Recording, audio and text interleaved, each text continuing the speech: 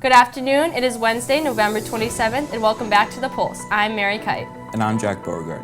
Thank you so much for joining us. This week on The Pulse, Tyler Roya takes us to the sidelines of the annual Powder Puff Turkey Bowl game. We're killing it out here in the 20-degree weather. You see the crowd hyped up. While Tyler Berry spends time in Bailey Auditorium showing us the sweat and hard work that goes into producing the fall show. Flyby Sports put teachers to the test in a case of role reversal, and Daisy Gonzalez spotlights a star athlete here at MHS getting both state and national recognition. We have all that, plus a Thanksgiving special edition of the Pulse Update, and more on this week's program. Stay tuned, because you're watching The Pulse.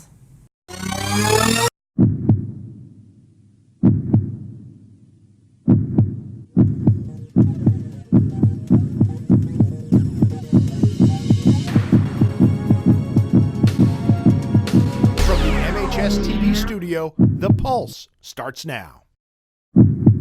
Kate Hedlund is a senior captain on the MHS girls cross country team. Kate has broken many records for MHS in both cross country and track, and has placed first in a number of state and conference-wide races this cross country season. Our reporter, Daisy Gonzalez, laces her shoes up to catch up with this elite athlete. Number 9 from right here in Manchester, Connecticut, Kate Hedlund. Third place in New Hampshire, first at the Wickham Invitational. She's first in the conference, second in the division, third in state, and 9 in all of New England. Kate Hedlund is Manchester High School's premier cross-country athlete.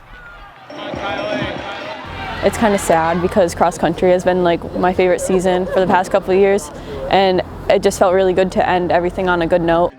Hina has been part of the cross-country team over the years and has always been by Kate's side.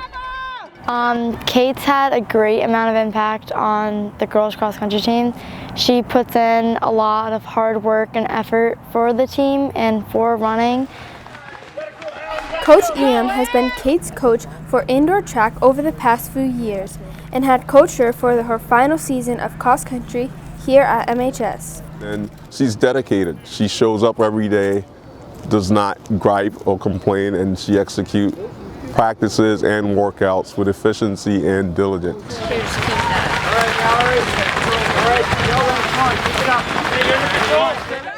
In her first year of assistant coach of the girls cross country team, Miss Anderson recognizes the impact an athlete such as Kate has on a program. I don't know if it's possible to fill Kate's shoes. She's, commonly referred to as Kate the Great, and so it would be really, really difficult to do that. But in terms of finding other athletes, I think that the legacy that she's leaving behind is something that will encourage other athletes to come out and, try their hardest. Unfortunately, all good things come to an end. We'll never have another Kate Hedlund. She's one in a million. Sometimes if you see someone ahead of you, then you want to push to be better. And that's just what Kate plans to do, continuing to push to be better. From Manchester, this has been Daisy Gonzalez reporting. If you caught the fall show, you saw some of the brightest talent that Manchester has to offer. While the show only lasts for a few hours, it is the culmination of months of hard work. Tyler Berry spent some time visiting with Sock and Buskin to see what drives their commitment to excellence.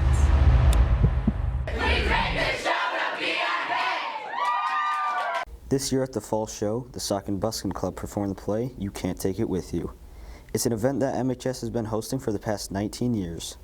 This year it was a big hit in our community by selling out on Saturday and Sunday. Amber Moriarty tells us about how this play is different than any other that they performed in the past since it takes place in a different time period.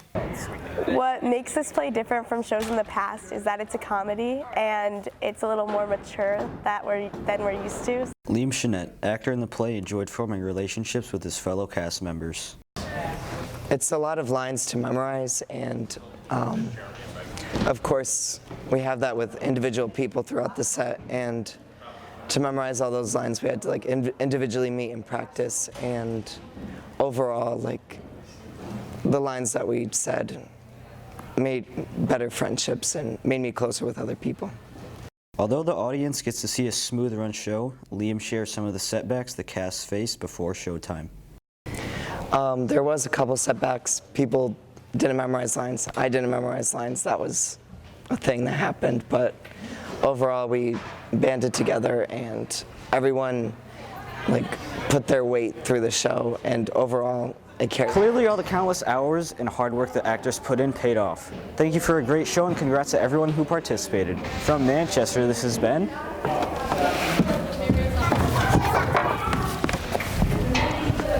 Tyler Berry reporting.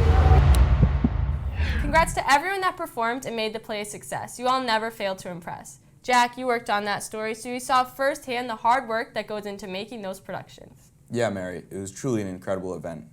Speaking of hard work, there's a Manchester teacher that always puts forth her best effort. From EMT to teacher, Miss Lambert injects her Medical Careers Academy classes with passion, energy, and excitement. Shock delivered. Begin 5 cycles of CPR.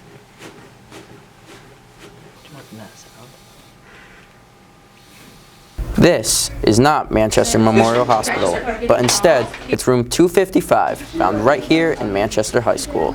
Behind all this is one woman who is able to provide students with first-hand experience for the Medical Careers Academy. Miss Lambert has been at MHS for 6 years, but more importantly has worked as a paramedic before becoming a teacher.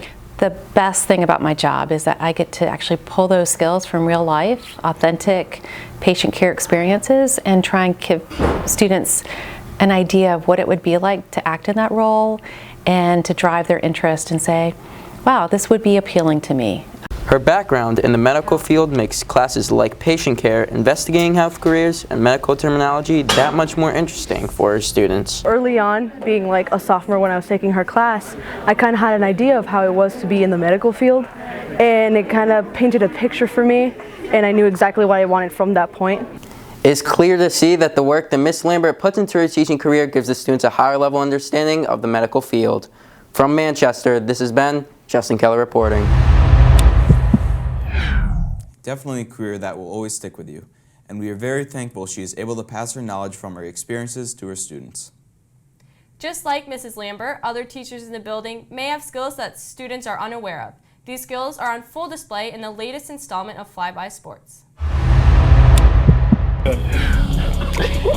We got this. All right. I'm Anthony. And I'm Cam. This is Flyby Sports.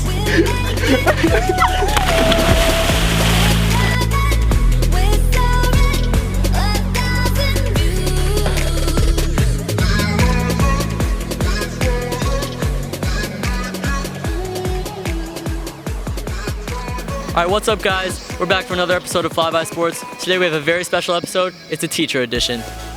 Because we have a break between fall and winter sports, we're going to have 4 teachers lined up with the winner getting a nice Flyby trophy. Yes, it's going to be a very exciting episode, so make sure you stay tuned to Flyby Sports.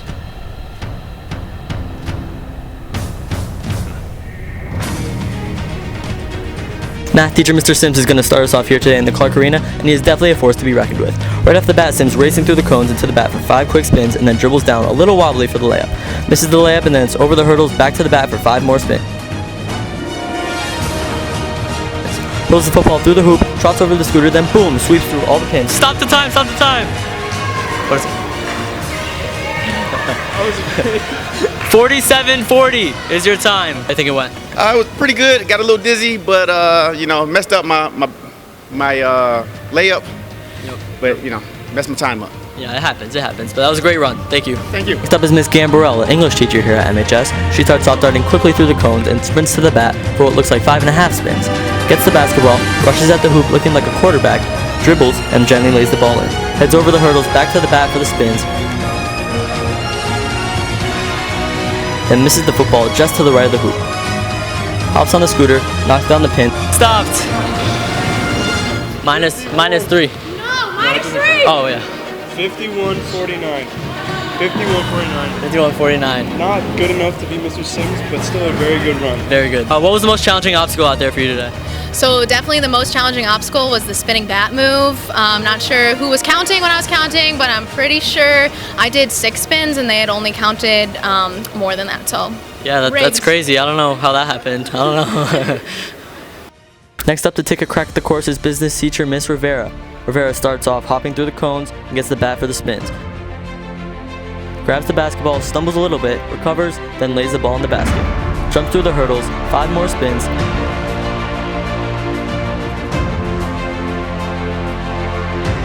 and throws the ball right through the hoop. She gets on the scooter and knocks down the pins for a time of 1 minute and 3 seconds. 1 minute and 3 seconds. 1 minute and 3 seconds. 3 seconds. If you could run the course again, what would you do differently? I think what I would have done was run faster. I think in my mind I was running really fast, but it seems like I wasn't. So You were going pretty fast. Yeah, that was a good job. Thank you. Last but not least is Miss Bankston, another math teacher. Bankston moving very quickly through the cones and keeps that pace going through her spins. Misses her layup, goes back over the hurdles for the rest of her spins. Throws the football just under the hoop, and then goes to the scooter and knocks down the pins for our fastest time of the day. Down the pins. 40-60. Even with the 2 time penalties, she still has better time than Mr. Sims. Wow, that's a great time on this course. All right, guys, for the teacher's edition of Flyby Sports, we have in 4th place, Miss Rivera. 3rd place, Miss Gambarell. 2nd place, Mr. Sims, and in 1st place, Mrs. Bankston, and she'll be awarded the Flyby Cup.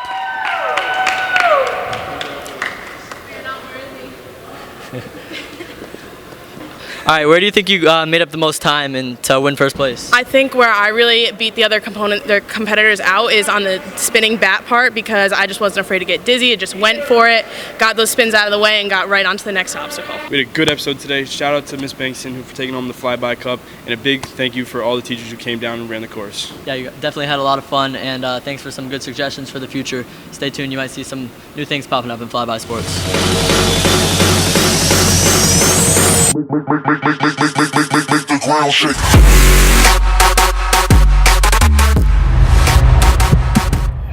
Turkey Bowl took place on November 14th and saw the juniors come away with a 35-21 victory. However, the score is often overshadowed by all else that goes on during the course of the game. Tyler Roya caught up with the athletes and cheerleaders that makes this event something to see each and every year. We have so much talent from girls swim, soccer, everywhere, bro. We're gonna win this game. We're blowout. Blowout! The 2019 Turkey Bowl game was a huge success, having many contenders from the junior and senior class and attracting a large crowd. Yeah, we're killing it out here in the 20-degree weather. You see the crowd, they're hyped up. Let's go fieldside and see the show that the players and cheerleaders put on for MHS. Touchdown, wide receivers, number 2. All right, I'm here with Kate Headland. And Kate just scored 2 touchdowns. How does this make you feel? Feels good. Glad to help out my team because they were helping me out by blocking. Looks like that touchdown. Exactly. All right, I'm here with Hector Sanchez. And he's supporting the seniors. How do you feel about winning the game so far? I feel great. You know, I'm supporting these girls, and they're out here trying their best. They've been practicing just like we have, so we're supporting them as much as we can. Although the seniors took the lead early, the juniors came back in the second quarter. Jess Party had 2 touchdowns and impacted the game significantly. All right, I'm here with Jess Party. Jess, you just scored 2 touchdowns and tied the game up. How's it feel? Feels great. I came in here, said I'm going to score a touchdown. Here we go. We got 2 down in my 10 minutes. I'm feeling good. As the game continued, the juniors could not be stopped. Although the players suffered some injuries, the touchdowns just kept pouring in. All right, Mary Kite just suffered a head injury, but she did score a touchdown to give the juniors the lead. How's it feel? You know, it felt really good. I bodied those girls into the end zone. They didn't know what was coming, went right down the middle. You know what? I had to get an injury for it, but like it was all worth it, you know? Turkey Bowl was a huge success. The juniors took home the dub, winning 35-21, and the seniors won the Sportsmanship Award. From the Pulse, this has been Tyler Roya reporting. Congrats to the junior class. No surprise there. I may have faced a minor injury, but if we were naming an MVP, I think we all know who it would be. Maybe, but I know one thing for sure. The MVP of our news program is back with another edition of the Pulse Update. I have a dream. That's 1 small step for man, 1 giant leap for mankind. 3, 2, 1, let's go. All that and more on this episode of Pulse Update. Woo! Yeah! That was amazing. All that. Yes, MHS, it is I, your host, Abdul Jamal. It is almost Thanksgiving in Manchester, and you know what that means. Tomorrow, the road race starts at 10 a.m. down on Main Street. An hour before that, the Macy's Thanksgiving Day Parade will kick off where they will unveil their new Neil deGrasse Tyson float. Nova Science now, baby. Sadly, there will not actually be a Neil deGrasse Tyson float, but there will be Snoopy. Close enough, 3 professional football games will go down on Thanksgiving. A divisional battle between the Bears and the Lions at 12:30. Mr. Larson's Cowboys facing off against the Bills at 4:30. And the ultimately disappointing Falcons taking on the Saints at 8:20. It's going to be a heck of a day, Manchester, so run your race, stuff your face, and give thanks. 3, 2, 1, let's go. All that and more on this episode of Thanksgiving Manchester Pulse Update. Woo! Football game, man. That was perfect. Mary, all that. On this episode, Nova Science Dom, to tomorrow, this is Happy Thanksgiving. Thank you, Abdul. I am just as upset as you that there will be no Neil deGrasse Tyson float in the Macy's Day Parade. Next week on The Pulse, Ben Roy heads to the Main Street Christmas tree lighting that looks to spread that holiday spirit every year.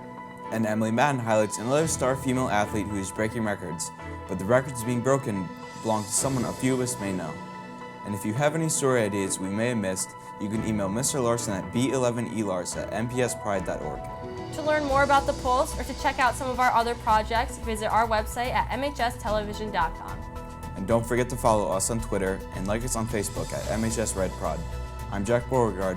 And I'm Mary Kite. Have a wonderful Thanksgiving, Manchester, and thanks for watching The Pulse.